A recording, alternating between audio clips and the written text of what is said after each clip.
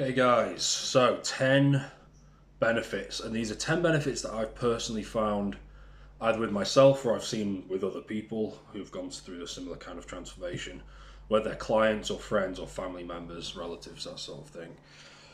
And these are 10 benefits that will affect you. You'll most likely see them as you go from, through the wherever you are now, but a lot of guys are in the 300s, 400s, through the 6 to 700, like the mid tier range, and then the high range, 800 plus. And you'll notice these yourself, no doubt. So without further ado, let's get into them. I'm going to go. The first one is the most obvious one, which is easier muscle growth.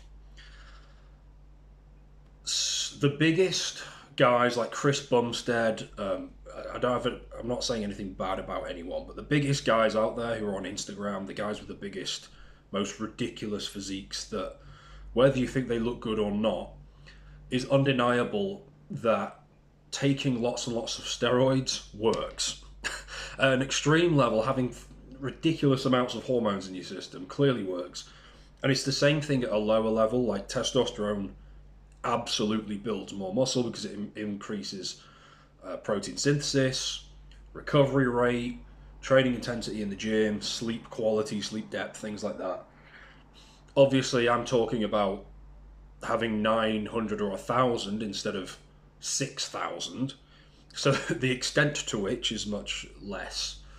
But it does work. And having 900 is a lot better than having 300. You'll train harder, you'll recover from said training faster, you'll build more muscle. So that's kind of the obvious one. And if you have very low testosterone, you're going to struggle to gain muscle quickly. The second one, and a lot of guys might not be aware of this, but I would say social confidence comes easier. It is not a cure all. It's not going to, if you've got severe anxiety, testosterone is not going to be enough to fix that. But if you've got like minor, low key anxiety, yeah, testosterone will absolutely help.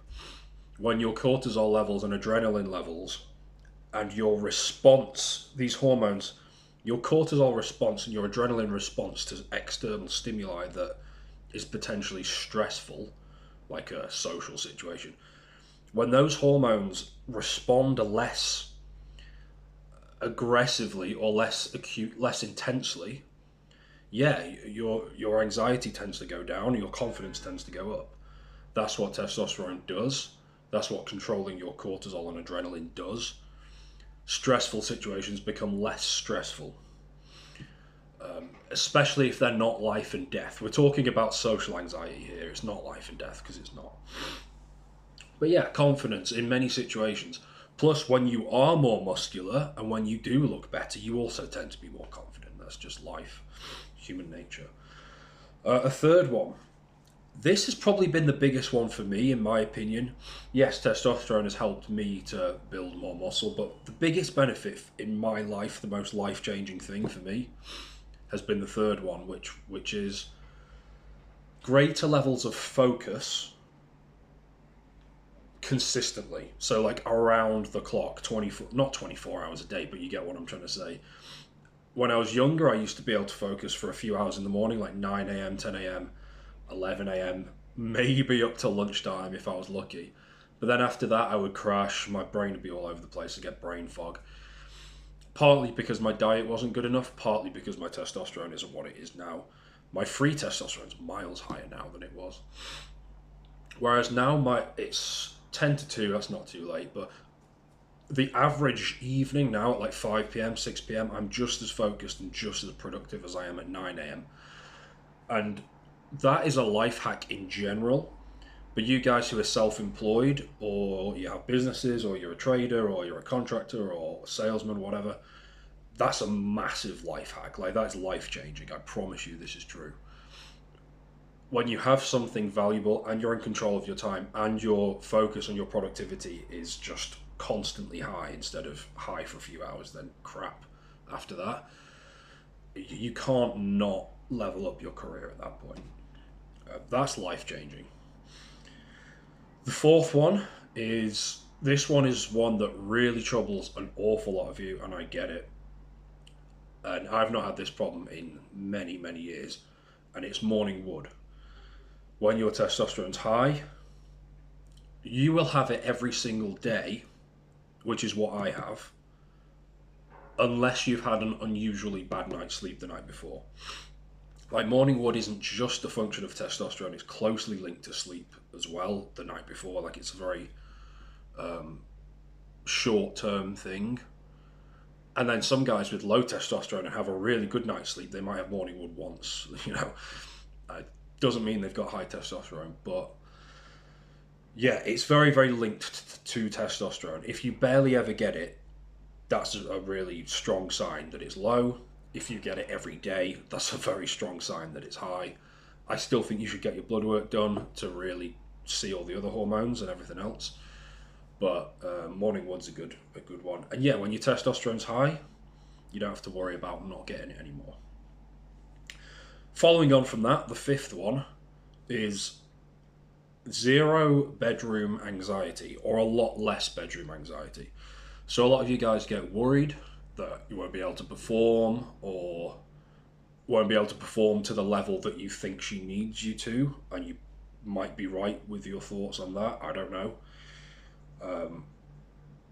Testosterone combined with low cortisol levels, which is important, pretty much gets rid of that forever, assuming you maintain those two hormones and that balance.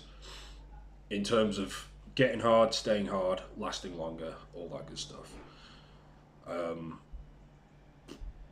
Testosterone is the sex hormone for both genders. So, like, literally, you need a certain amount of it. Otherwise, yeah, your concerns are absolutely founded. Whereas when you've got lots of it, performing in that regard just isn't something you're going to have to worry about. It happens very naturally. It's the sex hormone for women as well. Like, it's very, very strongly linked to their desire, their libido, their drive. So yeah, it's pretty important. The sixth one is fat loss becomes easier, which it does, partly because of you're more anabolic at any given calorie deficit point. So if you've got a calorie deficit of, like, so here's maintenance, here's your fat loss calories, say 500. That 500, I've said this in previous videos, I'll link to it, the one I'm talking about. That 500 can either come from fat stores or it can come from muscle stores. It's one or the other. The higher your testosterone is, the more is going to come from your fat stores rather than muscle stores, especially if you're training properly, you're training hard. And so indirectly, the fat loss becomes easier. Partly because of that, the anabolism, partly because you burn more calories as well, so it pushes your maintenance calories higher because you're more active. This is just what testosterone tends to do. Your metabolism's just higher. Plus, when you sleep better, your metabolism tends to be higher. So fat loss, for many reasons, becomes a little bit easier, which is a huge goal for many of you, because if you're above 15% body fat, like I keep saying, everything gets harder from a testosterone standpoint. So getting below that threshold into the 8 to 15% makes everything easier. Plus, your physique looks better, you've got more energy, everything gets easier. The seventh one, and I've not spoken about this one before, and a lot of guys have a lot to gain on this, is stress tolerance. The ability to handle lots of stress, or more stress than most people can, is a huge deal. It's definitely linked to how much money you can make. It's definitely linked to how happy you're going to be. And it's definitely linked to overall performance. So, for example, if at 9 a.m. on a Monday or 8 a.m. someone cuts you off in traffic, and that is enough to set you off for the entire day, you lose your cool, you lose your shit completely, and you're going crazy, and then you get a text message that isn't as nice from someone as you would want it to be, and then you're stressed out and you've lost your cool by 10 a.m. in the morning, and now you're wasting your energy on stuff that doesn't really matter.